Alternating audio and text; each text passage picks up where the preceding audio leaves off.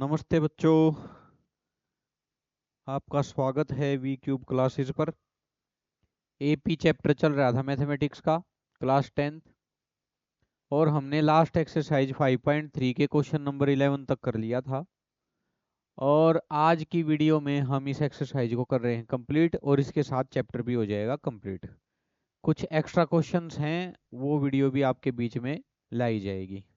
ठीक है, एग्जाम के अकॉर्डिंग देखें तो कुछ इंपॉर्टेंट क्वेश्चन आएंगे। तो बच्चों, आओ शुरू करते हैं क्वेश्चन नंबर 12 से। क्वेश्चन नंबर 12 है, find the sum of the first 40 positive integer divisible by 6। पहले 40 पॉजिटिव, नेगेटिव नहीं होना चाहिए, इंटीजर पूरी पूरी संख्या होनी चाहिए, डिविजिबल डिवाइड होने चाहिए 6 से। जितने भी पहले पॉजिटिव इंटीजर हैं जो 6 से डिवाइड हो रहे हैं, उन सब का सम करना है हमें। तो पहले एक एपी जनरेट करनी पड़ेगी। देखो तो बेटे, first positive integer divisible by 6, 6 से डिवाइड होने वाला पहला पॉजिटिव इंटीजर खुद 6 ही है। अर्थात हम 6 की टेबल शुरू कर देंगे, यहाँ से 6 की टेबल को आगे बढ़ाएंगे। तो पहला पॉजिटिव इंटीजर 6 से डिवाइड होने वाला 6 ही है खुद। Second positive integer divisible by 6 कौन होगा? 12। This implies AP is, AP बनेगी बच्चों 6, 12, 18 and so on up to. और ऐसे ऐसे कितने पॉजिटिव इंटीजर चाहिए? 40। यानी कि A40 तक जाना है। ये क्या है? पहली टर्म। ये क्या है? दूसरी टर्म। ये थर्ड टर्म। और चले जाओ ऐसे करते करते 40th, 40वें पद तक, 40th टर्म तक। अब वो है क्या, वो हमें नहीं पता, लेकिन 6 से डिवाइड होने वाले ऐसे ही चलेंगे। यहाँ फर्स्ट टर्म 6 होगी बच्चों, डी कॉमन डिफरेंस भी 6 होगा, 18 माइनस 12 इज इक्वल टू 6। ठीक है, और A40 का हमें पता नहीं है, लेकिन इतना पता है कि 40 ये जो टर्म है इनका निकालना है sum. Sum of first 40 positive integers divisible by 6 is equal to S40। ये बच्चों S40 आएगा। चलो S40 के लिए कैलकुलेट करते हैं। फॉर्मूला वही यूज होगा as usual, S N is equal to N by two A plus A N. अब इस फॉर्मूले के अकॉर्डिंग यहाँ एन की वैल्यू पता लग गई बेटे, 40 है। S40 फॉर्मूले के अकॉर्डिंग रखेंगे 40 by two A plus A40, first term last term. ये कैंसिल हो गया, कितना आएगा? 20। ए प्लस A40 का फॉर्मूला ओपन करेंगे, ए प्लस 39D। कौन सा फॉर्मूला? A N. A N is equal to A plus N minus 1D। अब n की जगह अगर 40 होगा तो n माइनस 1, 40 माइनस 1 39। आओ सबकी वैल्यू रखें। a 6 plus 6 plus 39 into 6। ठीक है, 20, 6 plus 6 12 plus 49 into 6, sorry 39 into 6,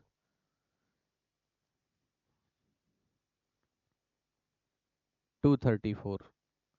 कितना आएगा बच्चों? 234। नेक्स्ट स्टेप में इन दोनों को ऐड कर देंगे, 6 4 2, 246, और 246 की 20 से मल्टीप्लाई 0, 2 1 2 चुके 8 9। This is the answer. ये आपका आंसर है बेटे। ठीक है, तो इस प्रकार हमने सोल्व कर दिया है, और फर्स्ट पॉजिटिव इंटीजर जो 6 से डिवाइड होने वाले हैं उनका सम फाइंड आउट कर दिया है। ठीक है, कोई ज्यादा डिफिकल्ट क्वेश्चन नहीं था। नेक्स्ट बढ़ते हैं क्वेश्चन नंबर 13 पे। Question number 13 exercise 5.3।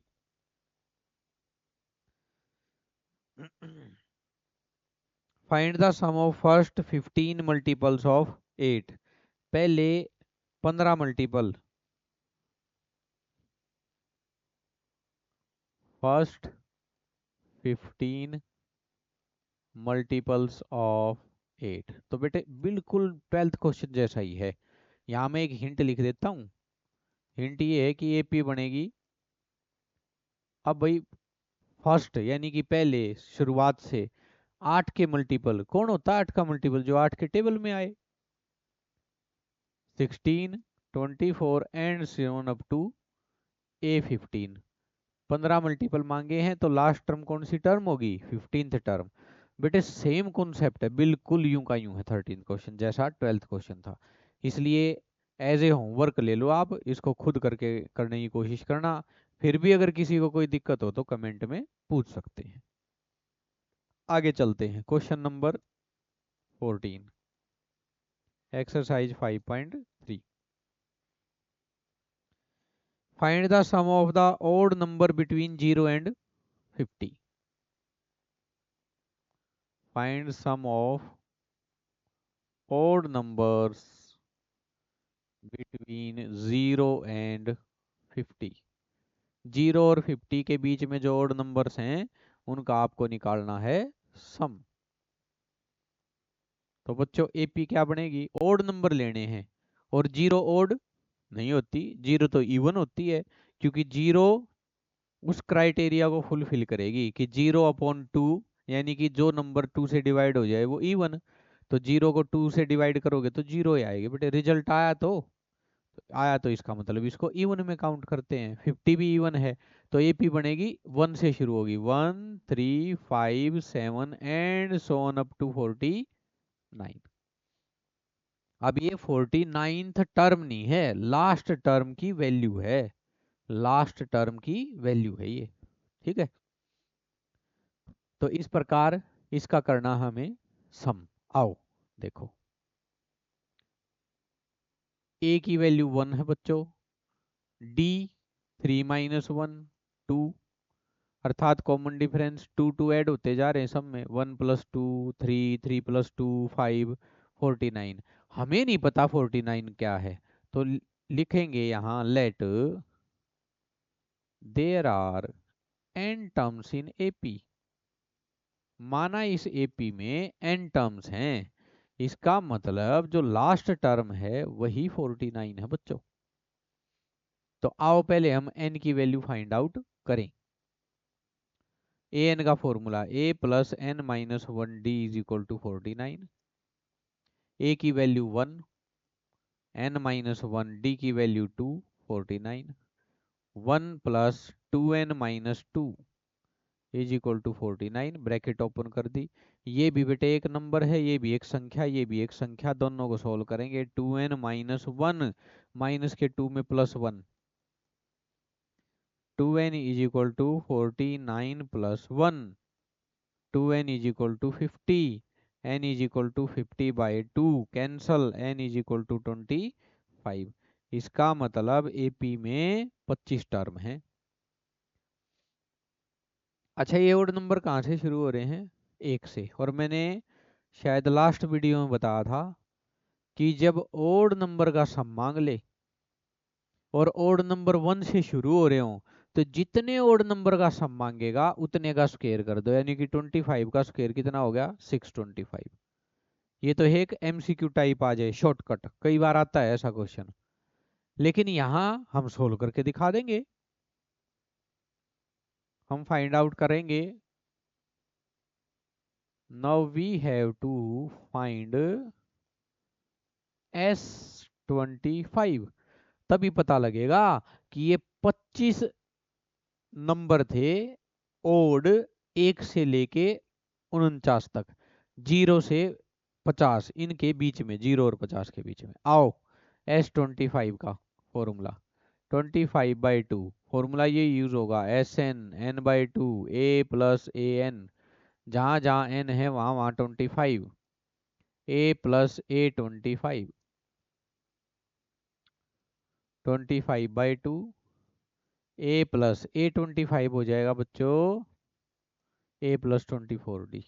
सब की वैल्यू रखो 1 + 1 + 24 × 2, D की वैल्यू 2, 25/2 1 + 1 2, 24 2 जा 48, 25/2 ये ऐड हो गया कितना आया बेटे 50, कैंसल कैंसल 25, तो 25 × 25 और ये होता है 625 S25। तो क्या लिखोगे आंसर में, लिखोगे sum of odd numbers between 0 and 50 is 625। 0 और 50 के बीच में ऑड नंबर जो होंगे उनका सम 625।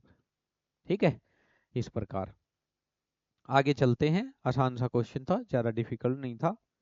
नेक्स्ट क्वेश्चन पे चलते हैं, question number 15, exercise 5.3। A contract on construction job specifies a penalty for delay of completion beyond a certain date as follows। एक कॉन्ट्रैक्ट पे कोई काम मिला हुआ है किसी कंस्ट्रक्शन का, वहां पेनल्टी यानी कि जुर्माना निर्धारित कर रखा है बेटा, वहां लगा रखा है उसके ऊपर दंड कि भाई अगर इस डेट से ज्यादा लेट काम करोगे ना तो पर डे तुम्हारे को इतना जुर्माना देना पड़ेगा। तो क्या क्राइटेरिया है देखो, 200 rupees for the first day, अगर एक दिन लेट हुआ तो पहले दिन जुर्माना लगेगा 200 रुपये। For the second day rupees 250, दूसरे दिन के लिए 250 रुपये, तीसरे दिन के लिए 300 रुपये। अर्थात पहले दिन का जुर्माना 200 रुपये लगा के और फिर जितने भी दिन डिले करेगा ना उस पे 50-50 रुपये और बढ़ते चले जाएंगे, हर दिन 50 रुपये पेनल्टी और बढ़ जाएगी। तो आगे कहता है how much money the contractor has to pay as penalty if he has delayed the work by 30 days। अगर वो 30 दिन तक काम को डिले कर दे तो उसे कितनी पेनल्टी देनी पड़ेगी। तो बच्चों पेनल्टी फॉर फर्स्ट डे, पहले दिन की पेनल्टी कितनी थी ₹200। Penalty for second day penalty थी ₹250। Penalty for third day ₹300 and so on up to penalty for last, that is 30th day is equal to ₹X। हमें नहीं पता कितनी है भाई, क्या बताओ 50-50 रुपये बढ़ते बढ़ते बढ़ते बढ़ते कहाँ तक पहुंच जाएगी। एक बात का पता लग गया है कि यहाँ एपी बनेगी 200, 250, 300 and so on up to X rupees. अब पता नहीं है कितने हैं लास्ट दिन की पेनल्टी, इतना पता है कि ये पहला दिन है A, ये दूसरा दिन है A2, ये तीसरा दिन है और ये है A30, 30वां दिन A30, 30वां दिन लास्ट दिन। कितने रुपए हैं नहीं पता। अब पेनल्टी चुकानी कितनी पड़ेगी, इसका मतलब हमें निकालना पड़ेगा इस एपी का सम। ये सब मिलकर के पहले दिन 200 रुपये दिए, फिर 250 रुपये, फिर 300 रुपये, करते करते उसने 30 दिन में कितने रुपए पेनल्टी के तौर पे चुका दिए, ऐसा करने के लिए हमें इसका सम निकालना पड़ेगा। To find total sum of penalty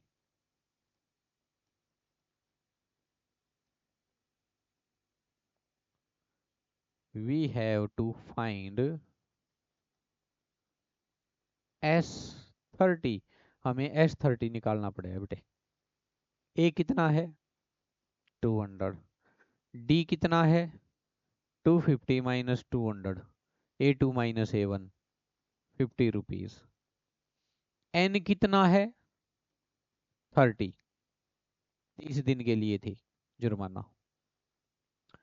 S30 का फॉर्मूला लगाएंगे 30/2 A प्लस A30।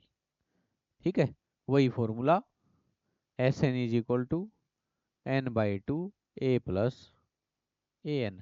AN मतलब लास्ट टर्म, यहाँ N की जगह 30 था, 30 पुट कर दिया। आओ इनकी वैल्यू रखें, कैंसल 15 A प्लस A30 को लिखेंगे बच्चों A प्लस 29 D।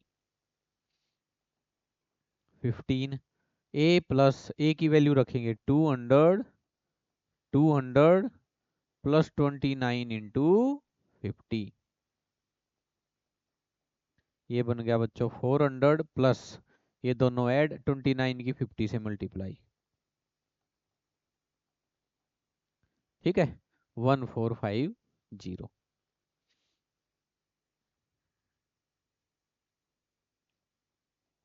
15 इंटू दोनों को ऐड करेंगे 1850, और 1850 को कर देंगे मल्टीप्लाई 185 को ही कर लेते हैं 15 से। 15 8 120, 15 1 15, 5 7 7 2, ये हो गया बच्चों 27750 S30। तो लिख दो यहाँ आंसर बॉक्स में।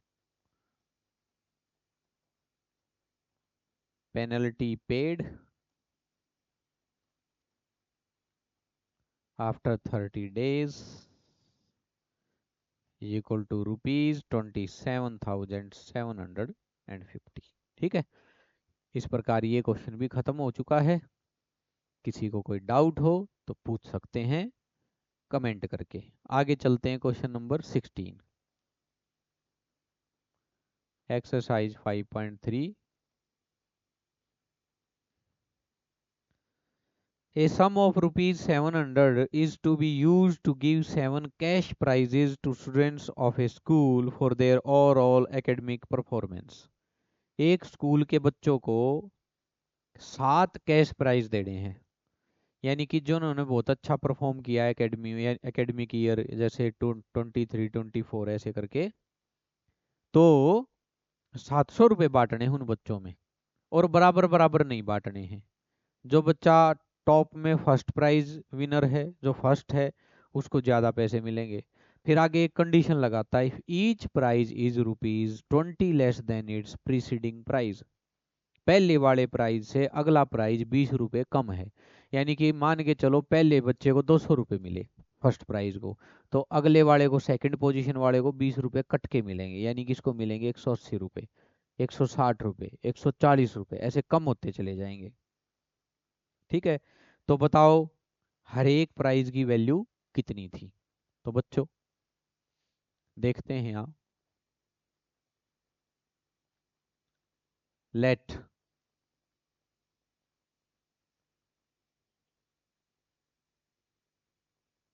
एपी लिख देते हैं सीधी, या लिखें let first prize is equal to rupees a, AP की फॉर्म में लिख देते हैं first prize. Second prize is equal to A2 and so on up to seventh prize is equal to A7, ऐसे करके एपी बन जाएगी A, A2, A3 and so on up to A7। अब देखो यहाँ एक बात कंफर्म कर रखी है बच्चों कि हर एक को 20 रुपए कम मिल रहे हैं, तो एक हिंट मिली कि कॉमन डिफरेंस क्या होगा। Common difference of AP that is D -20 होगा। फर्स्ट प्राइज 200 रुपये, अगला निकालने के लिए -20, -20, -20, -20। डी का पता लग गया, भले ही हमें ए का ना पता हो। ठीक है, और एक चीज और पता है, नंबर ऑफ टर्म्स, 7 प्राइज थे ना, ये 7 है। एक चीज और पता है, सम ऑफ एपी, एपी का सम, इसको कह सकते हैं हम S7, ये 700 रुपये है। ये भी पता है बच्चों, क्योंकि ये 7 प्राइज मिल करके 700 रुपये बना करके देंगे। अब जो चीज गिवन होती है उसी पे लगा देते हैं फॉर्मूला, और वहां से कुछ ना कुछ मिलेगा। आओ, S7 = 7/2 A + A7, और इसकी वैल्यू है 700 रुपये। 7/2 A + A+6D = 700। A7 का फॉर्मूला ओपन कर दिया, तो ये बचा बच्चों 2A + 6D। अच्छा, D की भी वैल्यू रख दूं, D की वैल्यू कितनी है, -20, और ये 700 के साथ 2 मल्टीप्लाई हो जाएगा, 7 हो जाएगा डिवाइड। ये आया बच्चों 2A - 120 = ये हो गया 100, और 100 ये 200। ठीक है, 2A = 200 + 120, 2A = 320, 2A = 320, ये माइनस का 120 ऐड हो गया, और 320, A 320/2 160। तो बच्चों ए क्या माना था हमने, फर्स्ट प्राइज, तो फर्स्ट प्राइज कितना है 160। ठीक है, ईच प्राइज का उसने तो सारे निकाल के दिखाने पड़े। फर्स्ट प्राइज हो गया ₹160, सेकंड प्राइज क्या होगा, वो खुद कह रहा है कि 20 रुपए घटाते जाओ, 140। थर्ड प्राइज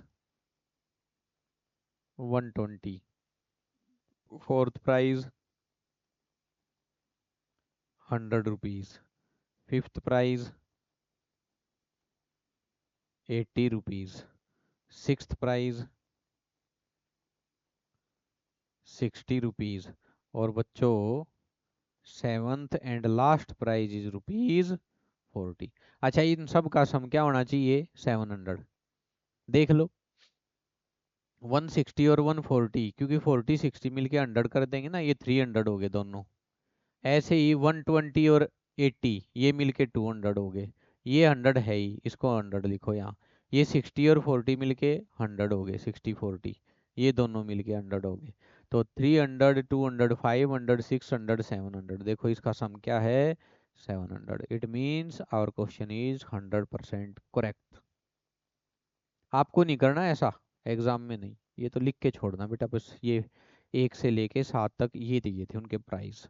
आओ आगे बढ़ते हैं, और अब हम चलते हैं क्वेश्चन नंबर 17 पे। Question number 17, exercise 5.3।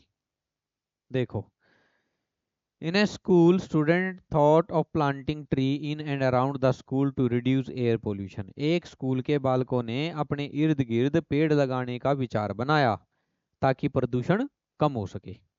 It was decided that the number of trees that each section of each class will plant नहीं will be same as the class in which they are studying।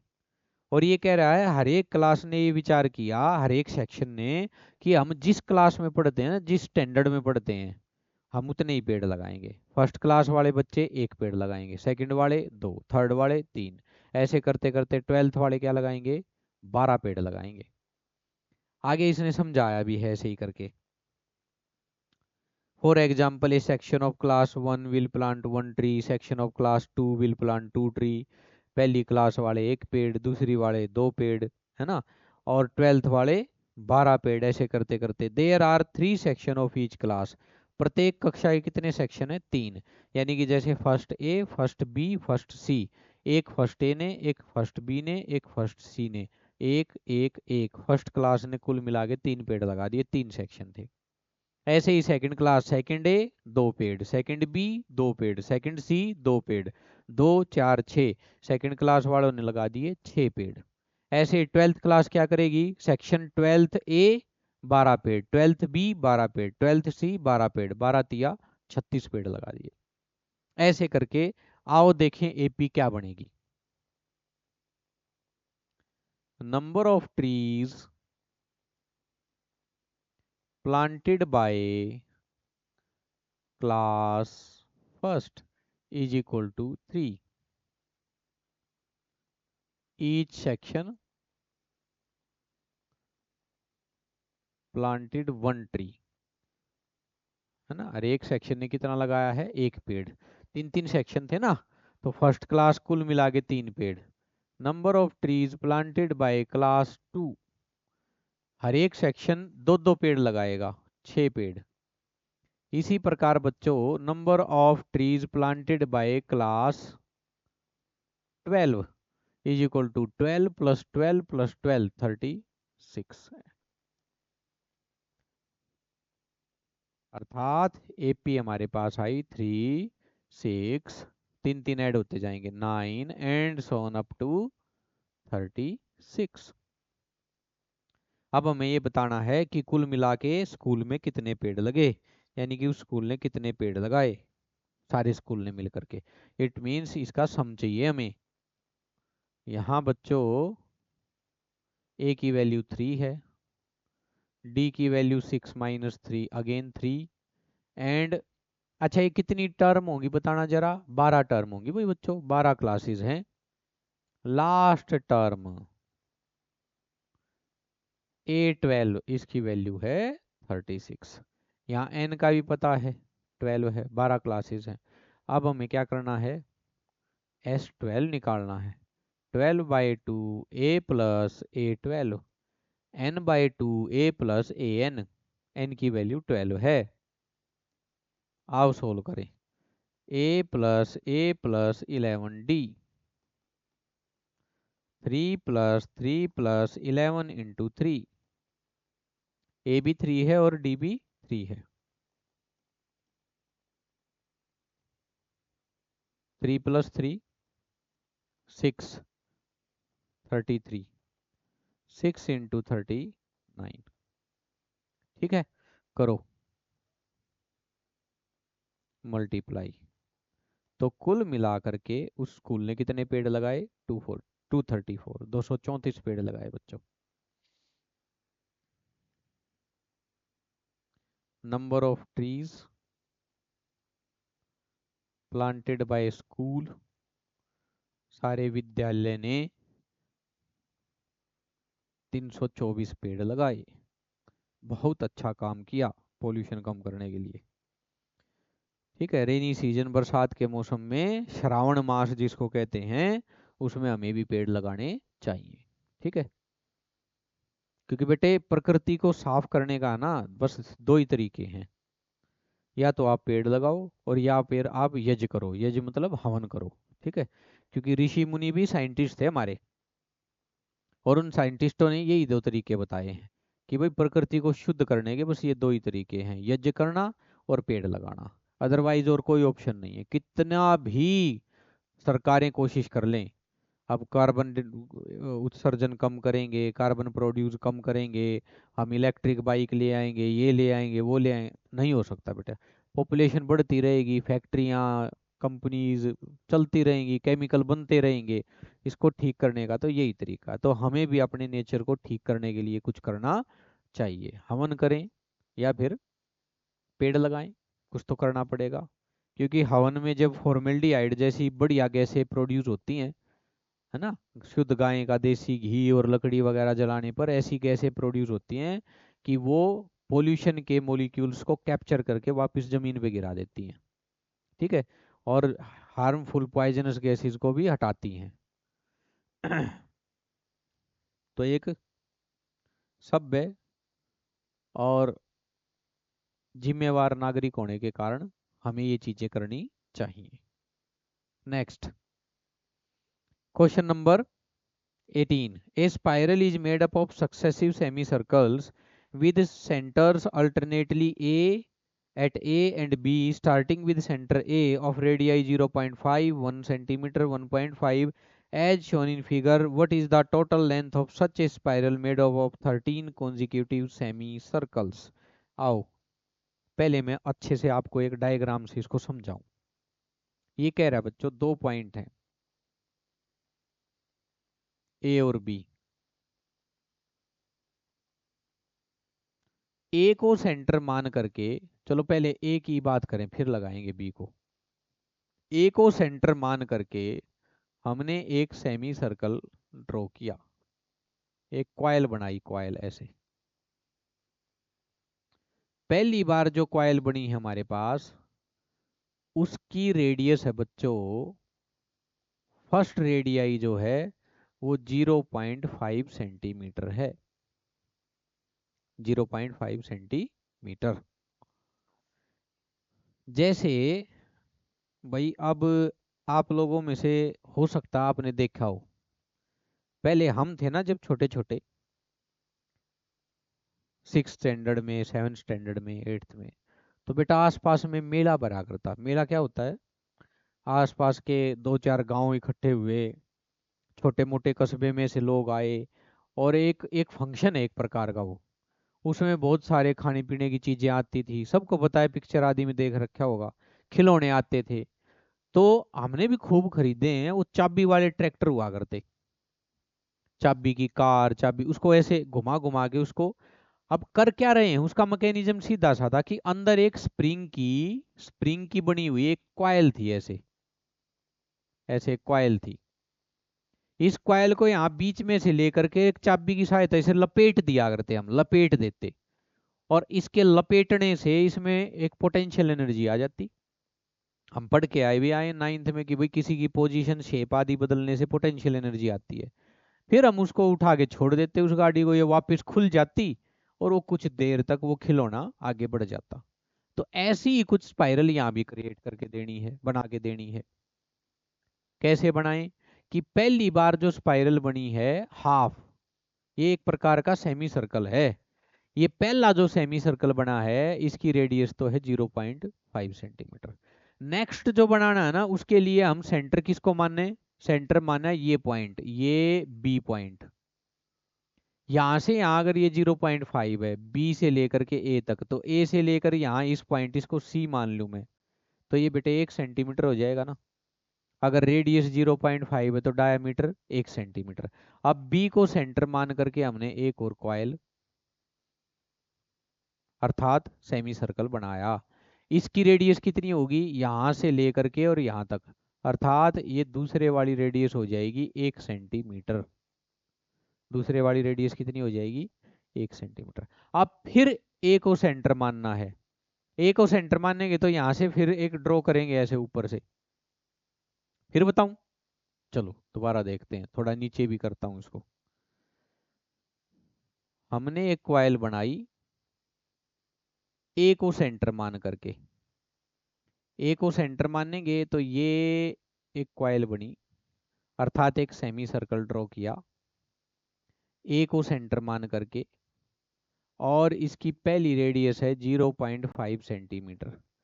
अगर मैं B को centre मानूं तो B से लेकर के यहाँ तक 0.5, यहाँ से लेकर के यहाँ तक फिर 0.5, यानी कि यहाँ से यहाँ सी टू बी डायामीटर 1 सेंटीमीटर, जो अगले सेमी सर्कल के लिए रेडियस का काम करेगी। किसका काम करेगी अगले सेमी सर्कल के लिए? रेडियस का। ऐसे ये देखो, अब यहां से लेकर के यहां तक ये वाली बच्चों, ये रेडियस बी सेंटर मान करके, ये सेकंड रेडियस आई 1 सेंटीमीटर। अब फिर से ए को सेंटर मानना है, तो 1 सेंटीमीटर तो ये, और हाफ सेंटीमीटर ये।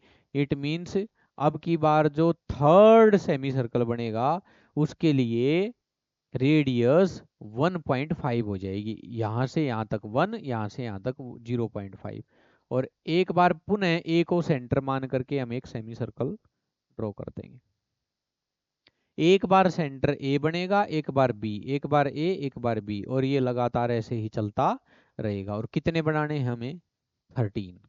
अब वो कह रहा है इसको पूरे को बनाने के लिए, इस पूरी कॉइल को बनाने के लिए, 13 सेमी सर्कल बनाने के लिए कितनी लंबी तार यूज हुई। तो बच्चों पहले सेमी सर्कल में कितनी यूज हुई थी? इस सेमी सर्कल का सरकमफ्रेंस का आधा, अर्थात सर्कल की सरकमफ्रेंस का आधा, आधे सर्कल की सरकमफ्रेंस। तो 2 पाई आर का हाफ, 2 पाई आर होता है ना सरकमफ्रेंस ऑफ सर्कल। सर्कल का अगर कंप्लीट सर्कल का सरकमफ्रेंस निकालें, यहां से शुरू करें और यहीं आकर के खत्म हो जाए इसी पॉइंट पे, तो ये कंप्लीट सरकमफ्रेंस 2 पाई आर। मुझे तो आधा चाहिए, आधा चाहिए, आधा चाहिए, तो आधा सरकमफ्रेंस अपॉन 2 पाई आर। तो बच्चों आओ लिखते हैं, length of wire used in first semi circular coil, या कॉइल तो पूरी का ही नाम है, सीधा सेमी सर्कल ही रखो। पहले सेमी सर्कल में कितना तार यूज होगा? Pi r 1, pi r 1 means 0.5 pi, पहली रेडियस बेटे। Length of wire used in second semi circle is equal to pi r 2, यानी कि 1 पाई, दूसरी radius 1। Length of wire used in third semi circle is equal to pi r 3। Third radius कौन सी हो जाएगी? 1 में 0.5 से 1 हुई, 1 से 1 पाई। अब तुम कहोगे सर पाई की वैल्यू भाई लास्ट में रख लेंगे जहां सॉल्यूशन सम करने की जरूरत पड़ेगी, अभी बार बार क्यों बेकार में सॉल्व करना है, लास्ट में देखेंगे। ऐसे करते करते बच्चों इसने कह रखा है कि इस कॉइल में 13, यानी कि 13th semi circle, 13 semi circle है, तो उसकी कितनी होगी? ये हो जाएगी पाई आर 13। अब बच्चों हमें R13 का नहीं पता, अर्थात हमें लास्ट की वैल्यू का नहीं पता। तो बताओ इसमें एपी क्या बनेगी? AP formed 0.5 pi, 1 pi, 1.5 pi and so on up to A13। Last term का नहीं पता बच्चों, पाई आर 13, आर का पता ही नहीं। तो हमने क्या मान लिया? हमने मान लिया कि भाई लास्ट जो टर्म है उसकी वैल्यू ना पता होने के कारण वो A13 ही लिख दी, A13 है भाई। ठीक है। अब यदि इन सभी एपी की टर्म्स का सम कर दो तो सारी लेंथ ऐड हो जाएंगी और टोटल लेंथ आ जाएगी वायर की जो रिक्वायर्ड है ये सेमी सर्कुलर कॉइल बनाने के लिए, है ना, ये कॉइल बनाने के लिए। तो आओ देखते हैं यहाँ फर्स्ट टर्म क्या है बच्चों? 0.5 पाई। डी कितना है? A2 - A1, यानी कि 1 पाई माइनस 0.5 पाई, अगेन 0.5 पाई। तो इतना ही फर्स्ट टर्म है, उतना ही डी है। 1 पाई में से आधा पाई माइनस कर दिया, आधा पाई बच गया। एन का भी पता है, 13 थी ये। तो आओ total length of wire used is equal to S13। सारी लेंथ की का सम कर दो। फर्स्ट सेमी सर्कल में यूज हुई लेंथ, सेकंड में, थर्ड में, 13th में, सबका सम कर दो। आओ लिखते हैं S13। फॉर्मूला अप्लाई करते हैं, 13/2 A plus A13, S N is equal to N/2 A plus AN मतलब last term, 13/2 A plus A13 को क्या लिखेंगे बच्चों? A plus 12D। आओ अब इन सब की वैल्यू रख देते हैं। 13/2 ए 0.5 पाई प्लस ए 0.5 पाई प्लस 12 इंटू 0.5 पाई, क्योंकि डी की वैल्यू भी यही थी। चलिए सॉल्व करते हैं। 13/2 0.5 0.5 1 पाई और 12 और 0.5 की मल्टीप्लाई करोगे तो बच्चों क्या आएगा 6 पाई। कितना आएगा 6 पाई। 0.5 की मल्टीप्लाई 12 के साथ, बेटे पॉइंट हटाओगे, 5 2 जा 2 6 जा, है ना 6 आएगा 6 पाई। आगे बढ़ते हैं। 13/2 1 पाई 6 पाई यानी कि 7 पाई। देखो भाई लास्ट में पहुंच गए बच्चों, अब तो पाई की वैल्यू रखनी पड़ेगी, है ना, लास्ट आ गया। चलिए 13/2 इंटू 7 इंटू पाई की वैल्यू 22/7, 22/7। जब तक किसी क्वेश्चन में ना कहा आ जाए कि पाई की वैल्यू 3.14 ले लो, तब तक यही माननी है। हालांकि बच्चों पता होगा पाई एक इर्रेशनल नंबर है, ये इसकी एक राउंड फिगर में, है ना, वैल्यू ले रखी है हमने। वैसे तो पाई इर्रेशनल है, नॉन टर्मिनेटिंग नॉन रिपीटिंग है। तो आओ चलते हैं, 7 से 7 कैंसिल हो गया, 2 से 22 11। तो S13 की वैल्यू आई बच्चों 13 इंटू 11। 13 और 11 की करो मल्टीप्लाई, 143 143। अच्छा किस में ले रखी थी ये रेडियस, सेंटीमीटर में, तो लेंथ ऑफ वायर भी किस में आएगी सेंटीमीटर में। तो total length of wire required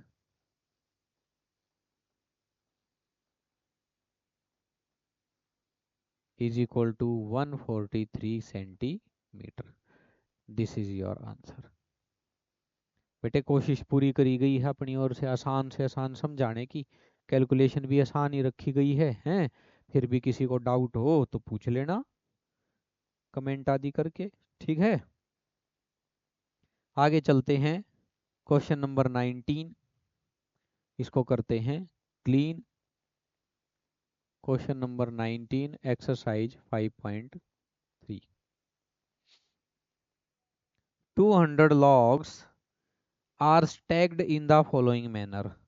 200 लकड़ी के गट्ठे, गुटके कुछ भी कह सकते हैं, हिंदी में शायद गुटके ही लिखा है, हिंदी मीडियम की बुक में देखना। स्टैग्ड इन द फॉलोइंग मैनर, इस तरीके से जचा रखे हैं, एक दूसरे से ऊपर मैनेज कर रखे हैं। That 20 logs in the bottom row, सबसे नीचे वाली लाइन में 20 टुकड़े लगाए, 20 गुटके लगाए लकड़ी के। 19 इन द नेक्स्ट रो, ऊपर वाली में 19। कभी अपनी पेंसिल रख के देखना, 4 5 पेन ले रहे हो ना, जितने यहाँ रखोगे ना, 1 पेन 2 पेन 3 पेन ऐसे पेन रखते जाओगे, उनके बीच में, पेन के बीच में जो यूं बना ना कर्व, उसके बीच में रखना, ऊपर वाली लाइन में एक कम आएगा, उससे ऊपर एक और कम आएगा। ऐसे ही जचा दिए इन्होंने लकड़ी के गुटके। ये कहता है 19 in the next row, 18 in the row next to it, यानी कि 20 ऊपर वाली में 19, 18 17 16 15 ऐसे करते चले गए। In how many rows are the 200 logs placed, बताओ कितनी लाइनों में 200 लकड़ी के गुटके रख दिए जाएंगे, सेट हो जाएंगे, अरेंज हो जाएंगे। And how many logs are in the top row, और बताओ सबसे ऊपर वाली रो में कितने गुटके या टुकड़े लकड़ी के गट्ठे होंगे। देखो number of wooden logs in first row is equal to 20, number of wooden logs in second row is equal to 19, number of wooden logs in third row is equal to 18। अब हमें नहीं पता भाई कितनी रो कितनी लाइन बनी कि जा करके ये 200 टुकड़े खत्म हो गए, तो ये 200 गुटके खत्म हो गए। हमने मान लिया कि nth रो में जा करके 200 गुटके सारे के सारे अरेंज हो गए हैं, और उस nth रो में कितने हैं वी डोंट नो, हम तो लेट कर लेते हैं। Let number of wooden logs in nth row is equal to question mark, हमें नहीं पता। और इसी को मान लेते हैं हम कि भाई इसमें an है, ये लास्ट टर्म है, इसकी क्या वैल्यू है वी डोंट नो। an मान लिए भाई, an है, an कोई वैल्यू है, इतने हैं उसके गुट के, ठीक है, an के करीब मान लिया उसको, an के बराबर मान लिया। तो आओ देखते हैं एपी क्या बनेगी। 20, 19, 18 and so on up to an, ये कितने नहीं पता, कौन सी रो नहीं पता, nth है इतना पता है, ठीक है nth। बच्चों क्या क्या पता है, ए का पता है 20, डी का पता है 19 माइनस 20 यानी कि -1। हर एक अगली रो में एक गुटका एक टुकड़ा कम होता जा रहा है लकड़ी का।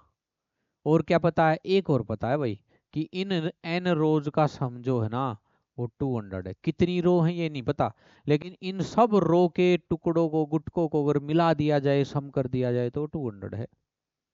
आओ हमें जो दे रखा है उसी से एक इक्वेशन बनाने की कोशिश करें।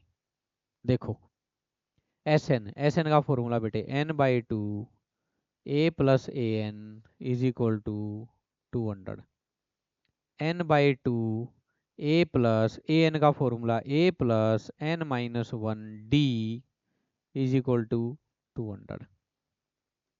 n/2 a plus a 2a plus n-1 d की वैल्यू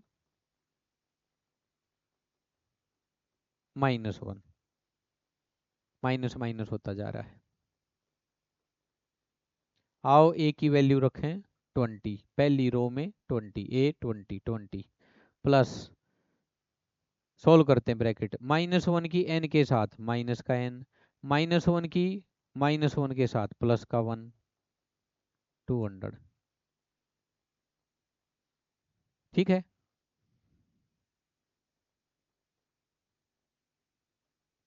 फोर्टी, अच्छा 1 ऐड कर दूं सीधा, ये 40 हो जाएगा, 1 ऐड हो जाएगा, है शॉर्टकट तो नहीं लगेगा आपको कि भाई ये तो शॉर्टकट कर दिया सर आपने, ठीक है।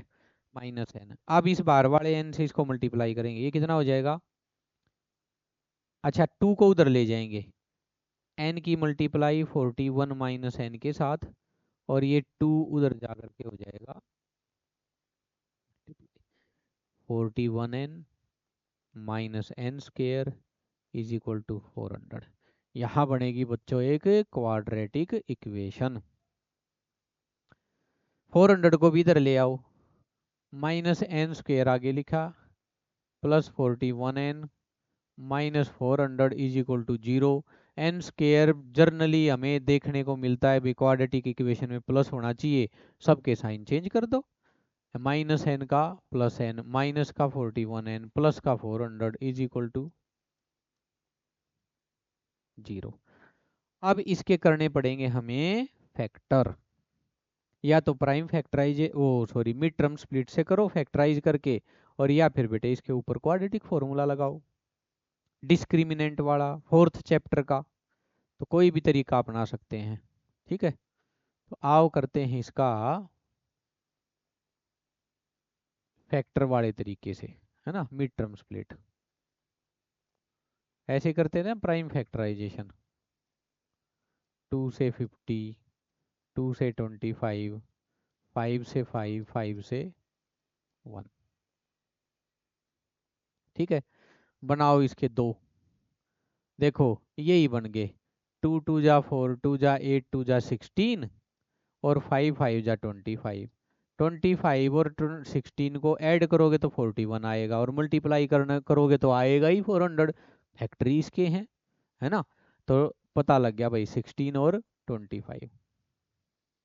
अच्छा ये माइनस का है बेटे, तो दोनों किस में लेने पड़ेंगे, माइनस का 16n माइनस का 25n प्लस का 400 is equal to 0, mid term split कर दी। इन दोनों को ऐड करोगे -41n आएगा। इन दोनों को मल्टीप्लाई करोगे तो माइनस की मल्टीप्लाई माइनस के साथ प्लस का 25 into 16 400 common n minus 16 -25 common n minus 16 is equal to 0 n minus 16 common n minus 25 is equal to 0 either n is equal to 16 और n इज इक्वल टू 25। इन दोनों को 0 के बराबर मानोगे ना तो 16 उधर जाके प्लस ये प्लस। अरे ये तो भाई बड़ा कॉन्ट्राडिक्टरी सी स्टेटमेंट आ गई। ये तो कह रहा है कि 16 रो होंगी और ये n की वैल्यू कह रही है ना 25 रो होंगी। ये क्या बात हुई? अब 200 जो गट्ठे लगे हैं वो या तो 16 पंक्तियों में खत्म होने चाहिए या 25 में खत्म होने चाहिए। ऐसे तो ना हो सकता भाई। लेकिन बेटे इसके ऊपर एक ट्विस्ट है, देखो आंसर वैसे यही है आपका n इज इक्वल टू 16 है ना। 16th row is the last row.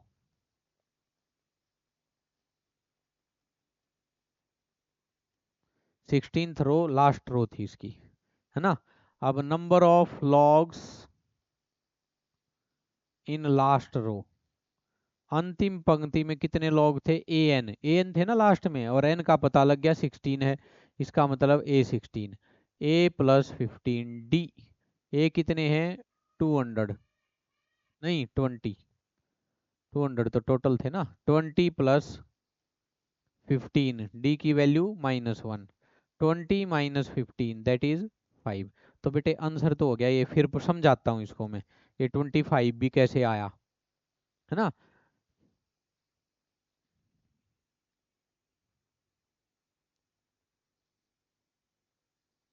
There are 5 logs in last that is 16th row।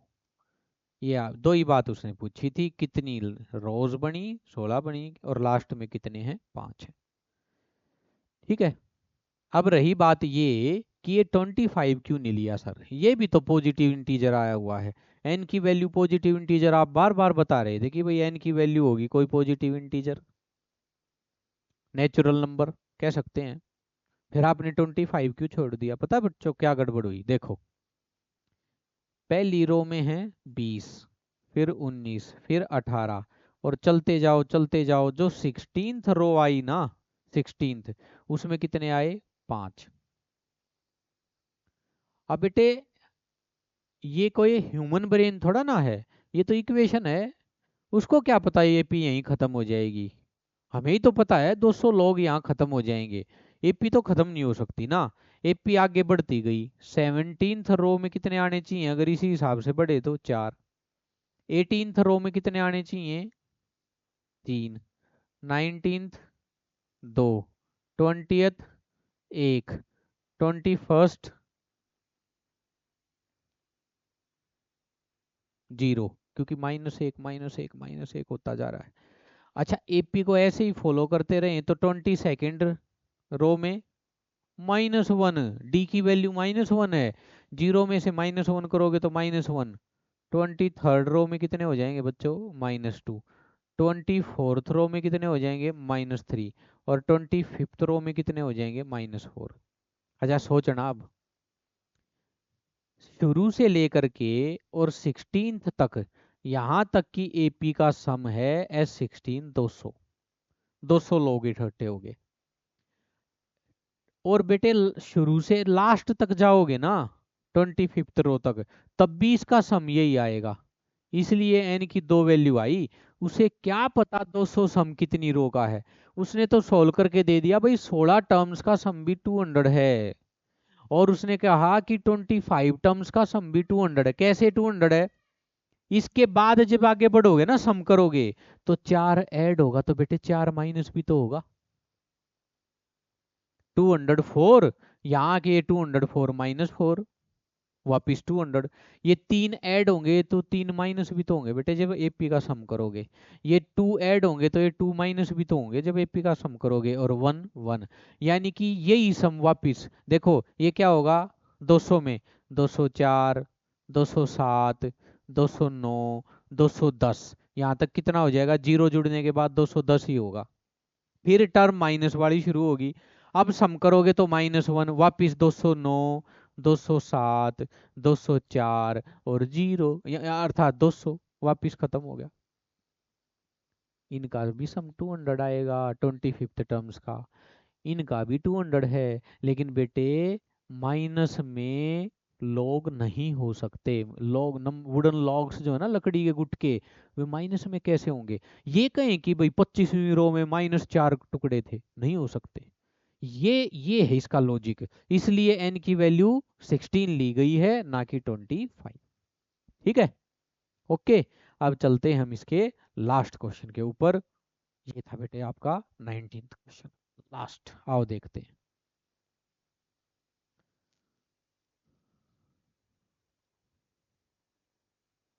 Question number 20, इसमें लिखता है in a potato race a bucket is place at the straight point starting point, sorry starting point, थोड़ा zoom कर लें भाई, which is 5 metre from the first potato. एक potato race में एक बाल्टी रखी है यहाँ, एक बकेट ऐसे, ये इसका स्टार्टिंग पॉइंट है। बकेट के पास से ही बच्चे भागना शुरू करेंगे, और पहला जो पोटैटो हो 5 मीटर की दूरी पे है, जिसको ए कह देंगे। दूसरा पोटैटो A2 कह देंगे, ये कितनी दूरी पे है, 3 मीटर का गैप है। अब आगे पहले बाल्टी और पहले आलू के बीच में 5 मीटर का गैप है, आगे फिर 3 3 मीटर का, ये है पोटैटो रेस। इसमें बच्चे को करना क्या है कि जितने भी पोटैटो रखे हैं ना 3 मीटर, इन दोनों के बीच का गैप, इन दोनों के बीच का गैप, इन दोनों के बीच का गैप, यहाँ गैप 5 मीटर, फिर 3 3 मीटर का, और चलते जाओ कहाँ तक पड़े हैं पोटैटो। इसने कहा है देर आर 10 पोटैटो, अर्थात A10। यहाँ तक जाते जाते 3 3 मीटर का ही गैप चल रहा है सब में, तीसरे चौथे के बीच में, चौथे पांचवें के, पांचवें छठे, छठे सातवें के बीच में, ऐसे। अब जो पार्टिसिपेंट है जो भाग ले रहा है इस आलू की दौड़ में, इसको करना क्या है, यहाँ से भागेगा, 5 मीटर जाएगा, 5 मीटर आएगा, पहले पोटैटो को डाल देगा, एक बारी में एक डालना है। फिर भागेगा यहाँ से 5 और 3 8 जाएगा, 8 आएगा, दूसरा पोटैटो पहुंच गया। फिर तीसरे पोटैटो को उठाने के लिए 5 और 3 8 और 3 11, 11 मीटर भागा जाएगा, 11 मीटर वापिस आएगा और आलू को डाल देगा। ऐसे करते करते जाएगा आएगा, हर बारी में एक पोटैटो उठा के लेके आना है।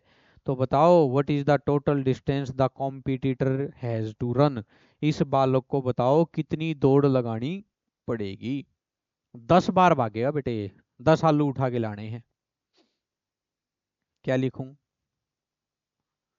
Distance covered for first potato,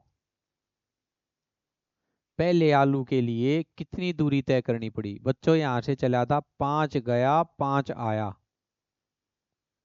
10 metre. Distance covered for second potato, बच्चों यहां से चला है 5 गया यहाँ तक, 3 गया और आगे, 5 और 3 8 जाना, 8 आना, 16 metre. Distance covered for third potato, 5 और 3 8 और 3 11 जाना, 11 वापिस आना, 22 मीटर। और बच्चों इसी प्रकार करते करते distance covered for 10th potato is equal to A10, हमें नहीं पता भाई कितना है, कितना दौड़ा। इतना पता है कि 10वां पोटैटो दौड़ना, दौड़ के लाएगा वो लास्ट में, तो लास्ट टर्म क्या बनेगी, लास्ट टर्म बनेगी A10। आओ एपी देखें, एपी बनेगी बच्चों 10, 16, 22 and so on up to a 10। अब टोटल डिस्टेंस कैसे पता लगेगा? इन सारे डिस्टेंसेस को ऐड कर दो, सबको जोड़ दो। ठीक है, तो आप देखें, to find total distance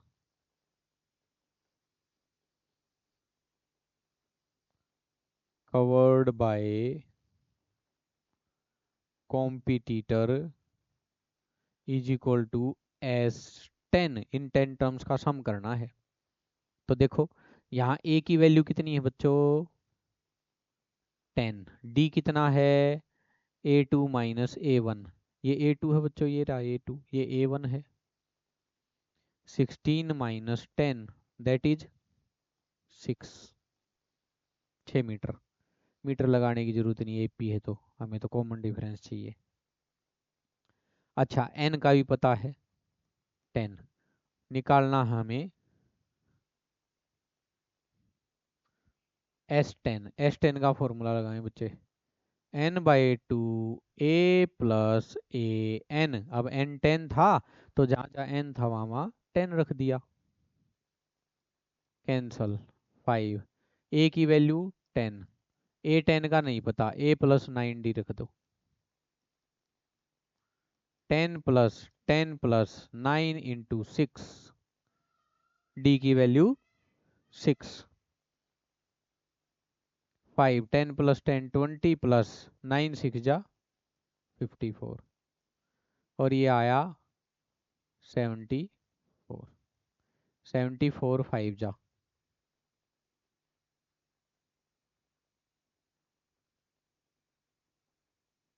S10 0 370 metre. बस लिख दो, आंसर 370 मीटर है। उस कॉम्पिटिटर को अपने सारे के सारे आलू उठा के बाल्टी में डालने के लिए 370 मीटर की दौड़ लगानी पड़ेगी। ठीक है बच्चों, इस प्रकार ये एक्सरसाइज भी कंप्लीट हो गई है और इसके साथ चैप्टर भी कंप्लीट हो गया है।